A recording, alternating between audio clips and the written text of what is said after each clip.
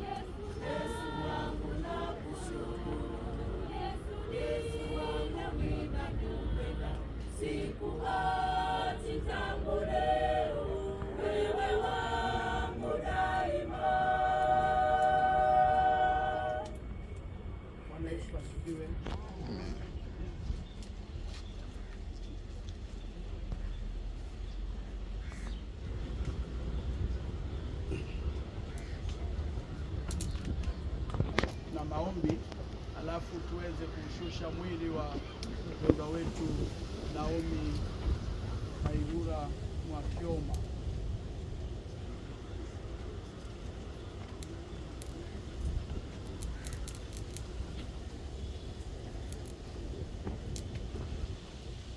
Mwamba wenye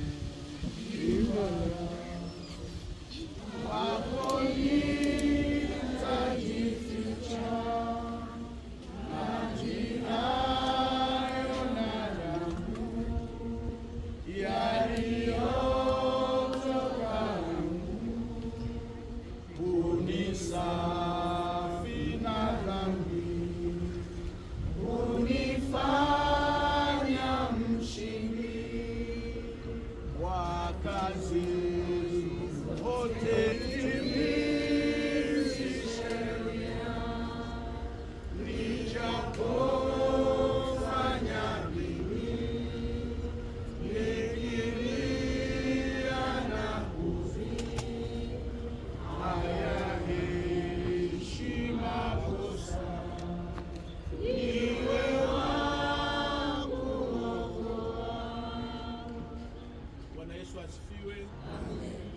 Yesu asifiwe. Amen. Kutokana na jiografia ya vyombo vyetu na kutokana na muda wenyewe, nimeona ni vema tuendelee na ibada, alafu marekebisho ya vyombo yatatukuta njiani, na bahati nzuri ma-MC wetu wana sauti za kutosha, watatuongoza kwa kila jambo tutakalokuwa tukilifanya kwa sasa hivi. Ndugu zangu, wakati huu ningependa nifanye ibada ya kubariki kaburi ili mwili wa ndugu yetu ushushwe, alafu baada ya hapo tusema neno la Mungu kwa ufupi kwa dakika mbili, alafu tutaendelea na ibada nyingine kubwa ya kumwaga ndugu yetu kwa kuweka udongo. Wapendwa katika jina la Bwana wetu Yesu Kristo, mpendwa wetu Naomi Mwakyoma Kaihura amemaliza safari yake, na huu ni wakati wa kulibariki kaburi hili takatifu ambalo ni nyumba yake ya milele. Siku ile ya parapanda ya mwisho itakapolia, atakapofufuka katika wafu kuungana na watakatifu walio hai duniani, nachukua nafasi hii ya kulibariki kaburi kabla ya kuraza mwili wa Naomi katika nyumba yake ya milele, katika jina la Baba na Mwana na Roho Mtakatifu, na wote tuseme amen. Amen. Wakati huu napenda kuwatangazia kwamba kaburi hili ni kaburi takatifu ambalo wachawi na mtu yeyote mwenye hila na manuizi ya kila aina hayana mamlaka ya kuzuia mwili huu usiwe na muhuri wa Yesu Kristo katika ufufuo wa siku za mwisho, katika jina la Yesu Kristo. Amen.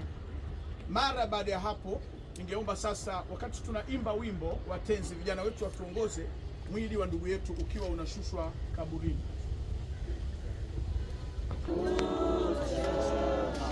Nafasi ya kubeba